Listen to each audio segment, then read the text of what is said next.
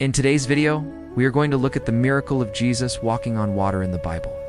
We will look at the context of this event, how it happened, what it means for us today, and also answer some difficult questions that people have raised against this miracle. So make sure to watch until the end.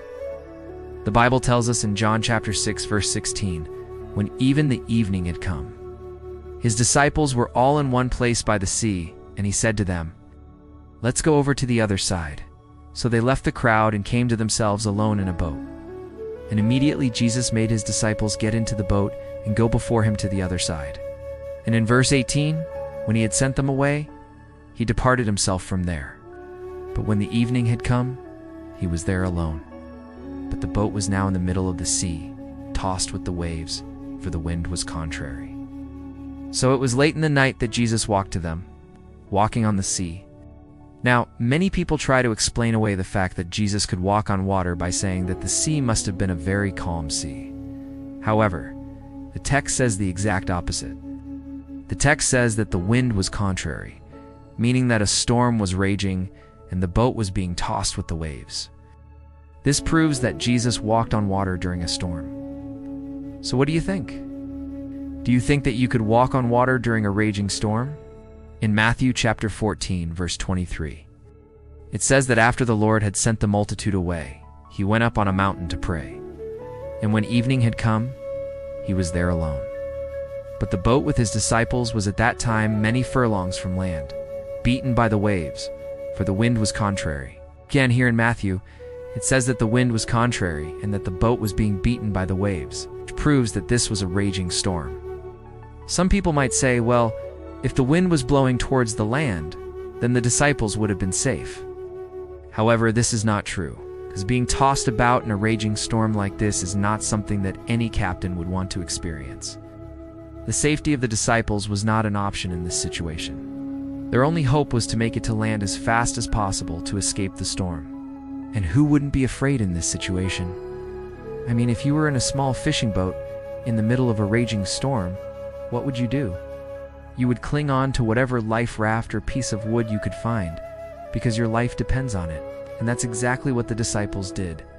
They clung to the hope that Jesus would save them, because their lives depended on it. Now, someone may ask, well, why didn't Jesus just calm the storm? Well, because this story isn't about the calming of the storm. It's about Jesus walking on water. It's like trying to take 2 sips of water at the same time. You have to choose one sip, because if you try to take 2 sips at the same time, both will turn into one big gulp. Likewise, Matthew chapter 14, verses 24 through 26 says that in the 4th watch of the night, Jesus walked to them walking on the sea. And when the disciples saw him walking on the sea, they were terrified. And immediately he stretched out his hand and said to them, "Be of good cheer, it is I. Do not be afraid." However, Peter answered him and said, "Lord, if it's really you, command me to come to you on the water." So he said, "Come."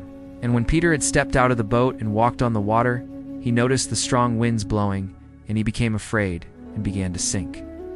But he cried out, saying, "Lord, help me."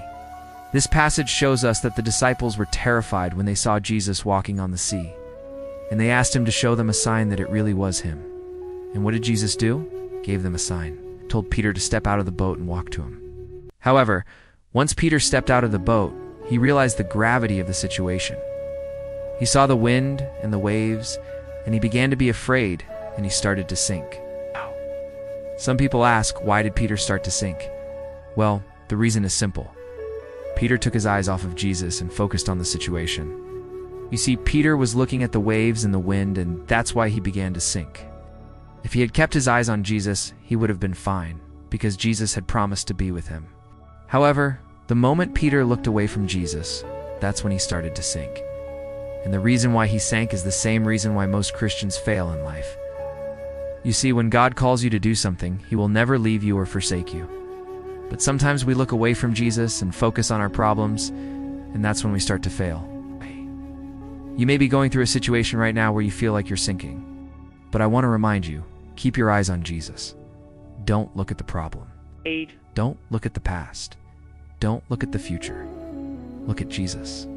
And when you look at Jesus, you will remember who is in control.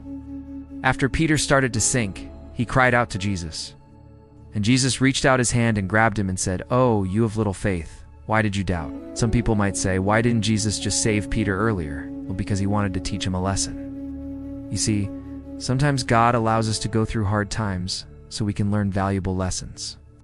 Peter had doubted, and so Jesus allowed him to face the consequences of his actions. But thankfully, Jesus was there to save him. And after Jesus saved him, he asked him, "Why did you doubt?" That's why it's important to trust God no matter what you're going through. Because if you trust him, he will never leave you or forsake you. When they had crossed over, and the boat was only a short distance from the shore, the people on land saw what had happened, for they had watched Peter walking on the sea toward the boat. Therefore, when they had landed, those who had seen his sign wanted to seize him because they had already proclaimed him a prophet. Do you know why the people on land were afraid? Because they had witnessed the power of God, you see.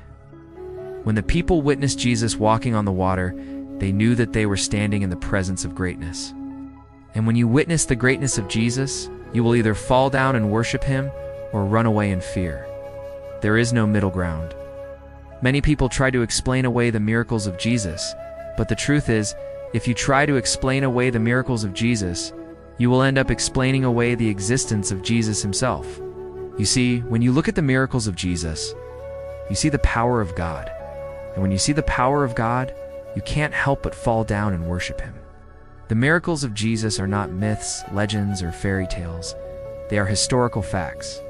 The Bible tells us in Acts chapter 10, verse 38, how God anointed Jesus of Nazareth with the Holy Spirit and with power, who went about doing good and healing all who were oppressed by the devil, for God was with him. Healing the sick and casting out demons were signs that followed Jesus. And the miracles of Jesus are not myths, legends, or fairy tales. They are historical facts. You see, the miracles of Jesus are not stories that were written hundreds of years after the death of Christ. No, they were written by eyewitnesses while they were still alive. For example, John, who wrote the Gospel of John, was one of the disciples. He was an eyewitness of the miracles of Jesus. So the next time you hear someone try to explain away the miracles of Jesus, just remember that they are trying to explain away the existence of Jesus himself. The Bible tells us in John chapter 2, verse 23, when he was in Jerusalem at the Passover, during the feast, he cleansed the temple. And after he had made a whip of cords, he drove them all out, those who sold cattle and sheep and doves, and the money changers. And he overturned the tables of the money changers and the seats of those who sold cattle. And as he taught his disciples, the chief priests and the scribes, the elders of the people came to him and questioned him, saying, "By what authority do you do these things? And who gave you this authority to do these things?" Why did the religious leaders question Jesus? Well, because they couldn't accept the fact that Jesus was performing miracles. You see, the religious leaders knew that the miracles of Jesus were signs that he was the Messiah, but they didn't want to believe that. They didn't want to believe that the Messiah would come from Nazareth. And that's why they tried to discredit Jesus by questioning his authority. But Jesus didn't argue with them. He didn't get angry. He simply said, "Neither do I tell you by what authority I do these things. But if I cast out demons by the Spirit of God, then the kingdom of God has come upon you." Jesus didn't need to explain himself to anyone. His miracles spoke for themselves. That's why I don't need to explain the miracles of Jesus. They speak for themselves.